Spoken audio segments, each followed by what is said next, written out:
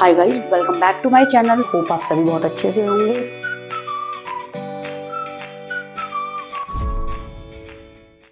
Hi students, welcome back to my channel. Hope आप सभी बहुत अच्छे से होंगे। बेटा, आज की वीडियो क्लास 12 के स्टूडेंट्स के लिए है और आज हम बिजनेस की वीडियो आपको समझाऊंगी। आज हम चैप्टर करेंगे ऑर्गेनाइजिंग। आज हम बेटा कौन सा चैप्टर करेंगे? बिजनेस के अंदर से ऑर्गेनाइजिंग चैप्टर करेंगे।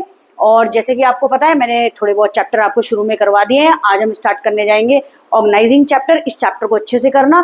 चैप्टर बहुत अच्छा है, वेटेज भी काफी अच्छा है। और जैसे कि मैंने शुरू में आपको सारे चैप्टर्स का वेटेज भी दे दिया था, अगर आपने वीडियो अब तक नहीं देखी हो वो वीडियो जाकर देख लीजिए। सिलेबस भी मैंने बताया हुआ है आपको। सिलेबस की भी हमारी एक अलग वीडियो बनी हुई है और ये वीडियो अपने फ्रेंड्स के साथ जरूर शेयर करिएगा बच्चा, और सब्सक्राइब भी चैनल को जरूर करिएगा अगर आप चैनल पे नए हैं। चलिए फिर हम स्टार्ट करते हैं ऑर्गेनाइजिंग क्लास 12 बिजनेस स्टडीज। अब बेटा देखिए, ऑर्गेनाइजिंग क्या होता है। देखिए, ऑर्गेनाइजिंग से ही आप ये वर्ड समझते हैं, चीजों को ऑर्गेनाइज करना, सीक्वेंस ऑर्डर में लगाना। तो हम अगर कोई इंडस्ट्री रन कर रहे हैं तो उसके अंदर ऑर्गेनाइजिंग एक इंपॉर्टेंट फंक्शन ऑफ मैनेजमेंट है, जिसके अंदर हम चीजों को ऑर्गेनाइज करते हैं। जैसे फॉर एग्जाम्पल, मैं आपको एक बहुत अच्छा एग्जाम्पल दूंगी। सपोज करो you are the student of class 12। अगर आप क्लास 12 के स्टूडेंट हैं और आप अपने स्कूल जा रहे हैं, तो आपको बच्चा ये बात पता होगी कि क्लास 12 हमारी क्लास कहाँ पर है, हमको इस क्लास के अंदर बैठना है।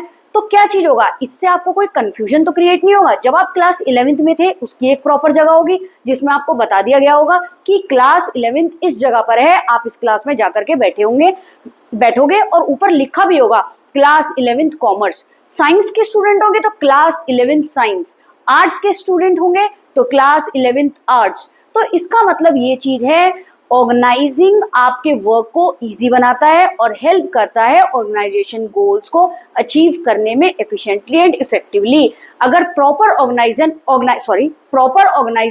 आपकी इंडस्ट्री के अंदर होगा तो आपका काम बहुत जल्दी होगा, टाइम पे कंप्लीट होगा, without any duplication of work, without any confusion between the workers और एम्प्लॉयज, और आप अपना गोल अच्छी तरीके से अचीव कर लेंगे। यही बच्चा आपका ऑर्गेनाइजिंग होता है। आप अपने घर में भी तो चीजों को ऑर्गेनाइज करके रखते हो, जैसे आपकी कबर्ड हो गई, कि जैसे आपकी स्टडी टेबल हो गई, जैसे कि आपका शू रैक हो गया, जैसे कि आपका बेड हो गया। तो सब चीज आप एक सीक्वेंस ऑर्डर में रखते हो ताकि आपका काम इजी रहे, ठीक है, और एक ऑर्डर में रहे, एक सीक्वेंस में रहे, ताकि गोल अच्छे से अचीव हो सके। ठीक है बच्चा, तो हम जब इंडस्ट्री की बात कर रहे हैं तो ऑर्गेनाइजिंग एक ऐसा प्रोसेस है जिसके अंदर, जो कैसे डिफाइन करा जाता है, जिसके अंदर हम ग्रुप करते हैं एक्टिविटीज ऑफ द एंटरप्राइज। कहने का मतलब ये चीज है, हम क्या चीज है, जैसे आपकी ऑर्गेनाइजेशन के अंदर डिफरेंट डिपार्टमेंट होते हैं। सेल्स वाला सेल्स में काम करेगा, प्रोडक्शन वाला प्रोडक्शन में काम करेगा, मार्केटिंग वाला मार्केटिंग में काम करेगा। इससे क्या होगा बेटा, अलग अलग ग्रुप डिवाइड हो जाएगा काम करने में। अब क्या है, सेल्स वाला तो सेल्स में काम करेगा, उसका एक अलग ग्रुप बना होगा, एक अलग डिपार्टमेंट होगा। प्रोडक्शन वाला प्रोडक्शन का एक अलग ग्रुप होगा, वो उसमें काम करेगा। मार्केटिंग वाला अलग मार्केटिंग में काम करेगा। तो इससे क्या होगा, आपका काम और अच्छा हो जाएगा और ग्रुपिंग करने से एक्टिविटीज कोई भी कंफ्यूजन या डुप्लीकेशन ऑफ वर्क नहीं होगा, एक काम बार बार रिपीट नहीं होगा। जब सारे वर्कर्स को पता होगा हमें इस डिपार्टमेंट में इसमें काम करना है, तो उससे क्या होगा, वर्क इजी होगा, टाइम पे कंप्लीट होगा, टास्क टाइम पे कंप्लीट होगा और organization goal effectively and efficiently आपके अचीव होंगे। यही आपका ऑर्गेनाइजिंग है। तो भाई, ऑर्गेनाइजिंग एक ऐसा प्रोसेस है जिसमें हम क्या करते हैं, डिफाइन करेंगे और ग्रुप करेंगे different activities of the enterprises को, और इसमें इस्टेब्लिश करेंगे अथॉरिटी रिलेशनशिप अमंग देम। अब बेटा, इसके अंदर ये बात पता होगा कौन किसका बॉस है और कौन किसके अंडर काम करेगा। जैसे सेल्स वाले डिपार्टमेंट का हेड अलग होगा, तो वर्कर्स को पता होगा ये हमारा हेड है, हमें इसके अंडर काम करना है, हमें इसके रूल्स एंड रेगुलेशंस फॉलो करने हैं। तो क्या चीज होगा, सबको ये चीज पता चल जाएगी, जो अलग अलग डिपार्टमेंट बने हुए ये हमारा बॉस है और हमें किससे ऑर्डर लेना है और हमें किसके अंडर काम करना है। इससे आपका काम इजी हो जाएगा और इफेक्टिव हो जाएगा और जल्दी टाइम पे काम कंप्लीट हो जाएगा। और ऑर्गेनाइजिंग हेल्प करता है ऑर्गेनाइजेशन गोल को अचीव करने में। तो ऑर्गेनाइजिंग बहुत इंपॉर्टेंट है किस चीज के लिए, किसी इंडस्ट्री, किसी एंटरप्राइजेस के लिए, क्योंकि इसके अंदर कोई भी वर्कर्स को कंफ्यूजन क्रिएट नहीं होता है। अगर चीजें सीक्वेंस और ऑर्डर में रहेंगी तो इससे क्या चीज होगा, एक अच्छे टाइम पर, एक कम टाइम पर, without any wastage, without any confusion आप ऑर्गेनाइजेशन गोल अचीव कर लेंगे और सबको पता होगा हमें कौन हमारा बॉस है, किसके अंडर हमें काम करना है। एम्प्लॉयज को, जैसे एक एग्जांपल है, a school is planning to conduct annual function. एक स्कूल प्लान कर रहा है बच्चा क्या चीज कंडक्ट करने के लिए, एनुअल फंक्शन। अब एनुअल फंक्शन के अंदर टीचर्स और स्टूडेंट्स को डिफरेंट ड्यूटीज दे दी गई, वेरियस रिसोर्सेज आर अरेंज कर दिए गए, टीचर और स्टूडेंट्स को डिफरेंट ड्यूटीज दे दी गई। वर्क को डिवाइड कर रहे हैं यहाँ पे, अगर आपको वर्क को हम डिवाइड कर रहे हैं, ठीक है, अगर एनुअल फंक्शन स्कूल के अंदर है और स्कूल में टीचर और स्टूडेंट को क्या चीज करा, असाइन कर दिया डिफरेंट ड्यूटीज, यानी वर्क को डिवाइड कर दिया बच्चा। वेरियस रिसोर्सेज आर अरेंज, और वेरियस रिसोर्सेज है उसको अरेंज कर दिया गया और काम को अरेंज कर दिया गया। And a coordinator is appointed. अब इन सब काम के लिए जब वर्क को डिवाइड कर दिया, कोऑर्डिनेटर अपॉइंट कर दिया, जिसमें जाकर के हर बंदा, हर टीचर स्टूडेंट क्या करेगा, रिपोर्ट करेगा कितना काम हो गया है और कितना अभी पेंडिंग है। वर्क को डिवाइड कर दिया टीचर्स और स्टूडेंट के बीच में, अलग रिसोर्सेज को भी एलोकेट कर दिया, रिसोर्सेज को भी अरेंज कर दिया, जो और काम होने वाला है उसको भी अरेंज कर दिया गया। अब एक कोऑर्डिनेटर सेट कर दिया गया। अब कोऑर्डिनेटर को सभी जाके रिपोर्ट करेंगे कितना काम हो चुका है एनुअल फंक्शन का और कितना अभी पेंडिंग है, ठीक है। This whole arrangement is called what, organizing. इसी अरेंजमेंट को बच्चा हम क्या कहते हैं, ऑर्गेनाइजिंग। सेम किसी इंडस्ट्री के अंदर डिफरेंट डिपार्टमेंट्स बना दिए जाता है और वर्कर्स को बता दिया जाता है इस डिपार्टमेंट में आपको काम करना है, ये आपका वर्कर है, इसके अंडर आप काम करेंगे। जिससे क्या हो जाएगा, जब वर्क को डिवाइड कर दिया गया, अलग अलग ग्रुप में डिवाइड कर दिया गया वर्कर्स को और काम को डिवाइड कर दिया गया, इससे कंफ्यूजन भी नहीं होगी और वक्त पे काम कंप्लीट होगा, टास्क कंप्लीट होगा और organization goal efficiently and effectively क्या होगा, अचीव होगा। ऑर्गेनाइजिंग का मतलब ही समझ लेना, अलग अलग ग्रुप में काम को बांट देना और वर्कर्स को ये पता होना चाहिए किस बॉस के अंडर हम काम कर रहे हैं और किसका हमें ऑर्डर लेना है।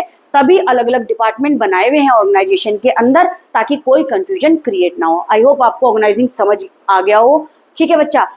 यही आपका ऑर्गेनाइजिंग है, चीजों को अरेंज करना। अब आ गई आपकी केस स्टडी, बहुत ध्यान से सुनना। केस स्टडी के लिए बच्चा हम क्या चीज करेंगे, केस स्टडी के लिए सबसे पहले हम पढ़ेंगे question. Identify the concept of management. अब भाई आपसे कंसेप्ट ऑफ मैनेजमेंट पूछ रहे हैं।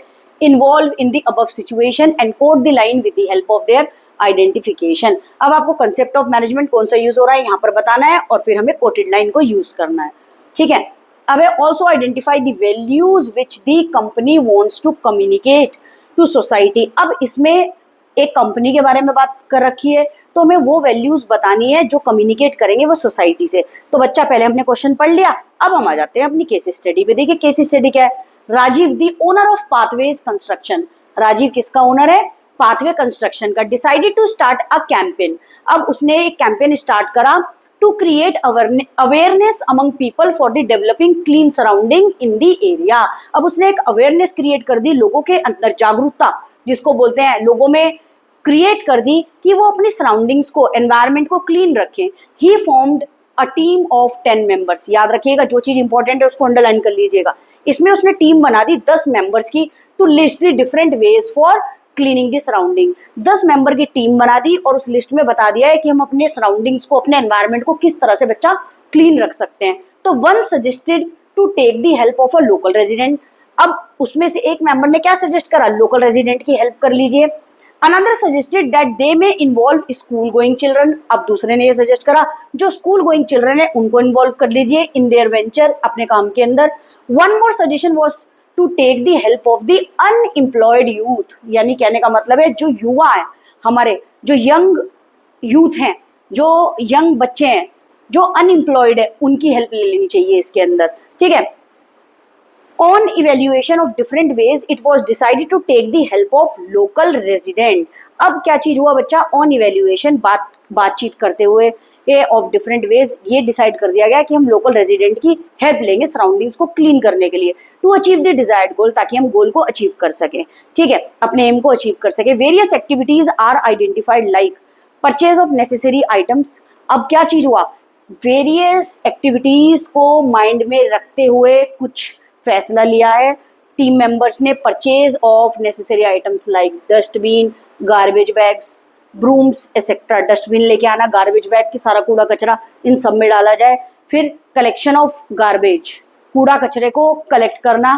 फिर डिस्पोजेबल ऑफ गार्बेज, की कूड़े कचरे को क्या चीज करना, डिस्पोजेबल। डिस्पोजेबल ऑफ गार्बेज का मतलब ये है बच्चा उसकी सही जगह पर जो कूड़ा कचरा उठाया हुआ है उसको डिस्पोज कर दो, ठीक है। अब देख लीजिए आगे क्या है। After identify of different activities the work was allocated to different members. अब इन एक्टिविटीज को क्या चीज करा बेटा, अलग अलग मेंबर्स को क्या कर दिया गया, एलोकेट, यानी जितनी भी एक्टिविटीज थी उनको डिवाइड कर दिया गया अमंग वेरियस मेंबर्स। जो टीम थी उसके अंदर कितने मेंबर थे, 10 मेंबर थे, वर्क को डिवाइड कर दिया गया। अब identify the concept of management. अब आप पूरी केस स्टडीज आपने अच्छे से पढ़ ली, अब उसके अंदर हम क्या चीज कर रहे हैं, उसने आपसे पूछा है बच्चा identify the concept of management involved in the above situation. तो concept of management in the above situation are outline below. पहले प्लानिंग, उन्होंने क्या चीज करी बच्चा, प्लानिंग। प्लानिंग चैप्टर आप पढ़ चुके हो, केस स्टडी के अंदर कुछ भी आ सकता है।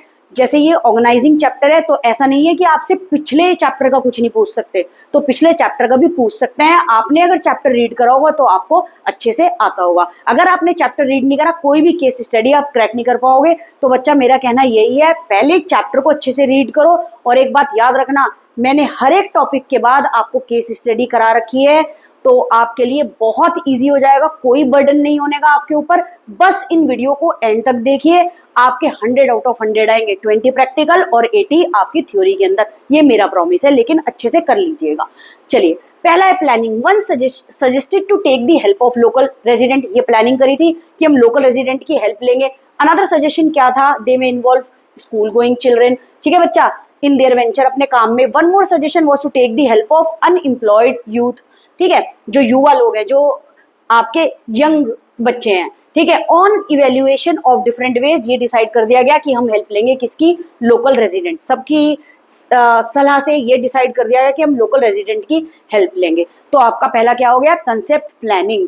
और दूसरा क्या है, ऑर्गेनाइजिंग। अब ऑर्गेनाइजिंग में क्या करा, टू अचीव द डिजायर्ड गोल। अपने गोल को अचीव करने के लिए हम वेरियस एक्टिविटीज को क्या करेंगे, आइडेंटिफाई करेंगे कि हमें क्या क्या चीजें करनी चाहिए।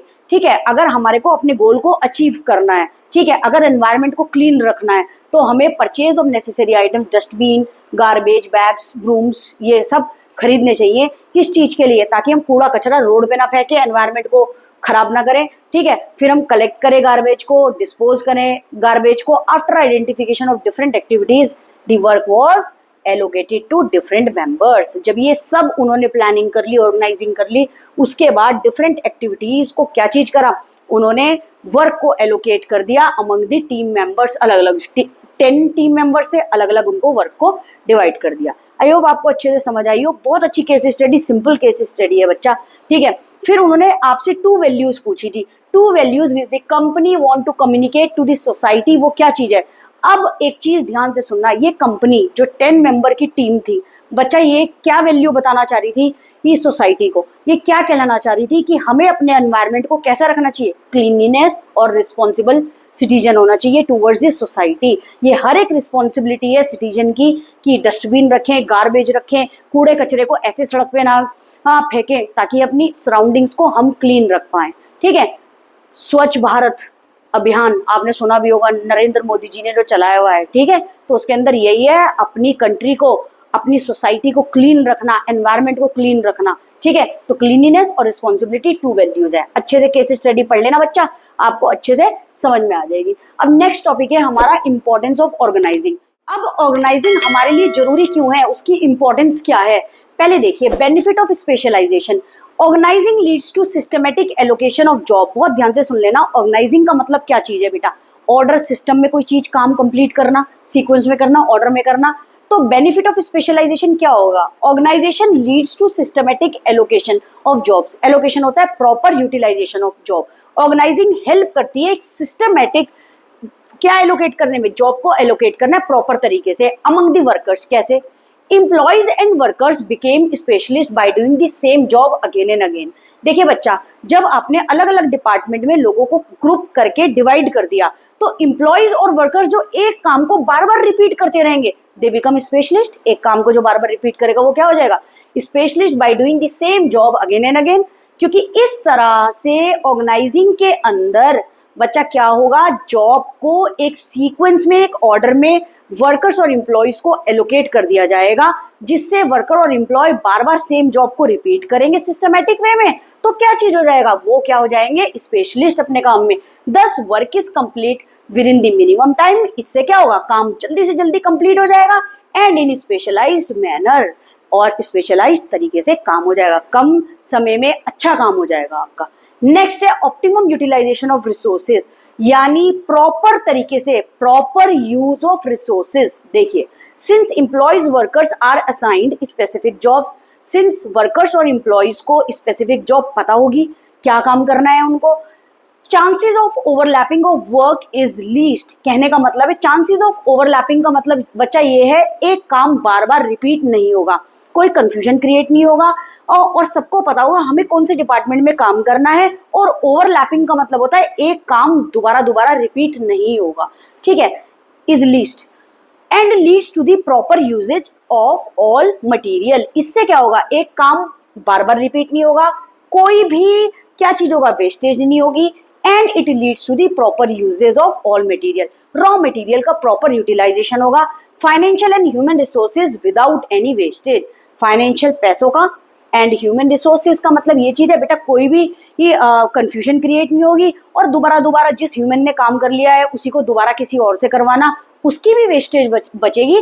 तो फाइनेंशियल और ह्यूमन रिसोर्सेज दोनों ही वेस्ट नहीं होगी। मेरा बच्चों ध्यान से सुनिए, ऑप्टिमम यूटिलाइजेशन ऑफ रिसोर्सेज का मतलब ये है प्रॉपर तरीके से ह्यूमन रिसोर्सेज और रॉ मटेरियल को यूज करना। रिसोर्सेज यहाँ इंक्लूड करती है ह्यूमन रिसोर्सेज और आपका financial, that is raw material. तो सिंस एम्प्लॉयज और वर्कर्स को उनकी स्पेसिफिक जॉब पता होगा कि उनको किस डिपार्टमेंट में काम करना है, तो ओवरलैपिंग के तो कोई चांस ही नहीं होंगे। ओवरलैपिंग का मतलब है एक ही काम को बार बार रिपीट करना। जब उन्हें पता होगा किसके अंडर उनको काम करना है, किसका ऑर्डर लेना है, तो ओवरलैपिंग का तो मतलब ही नहीं है।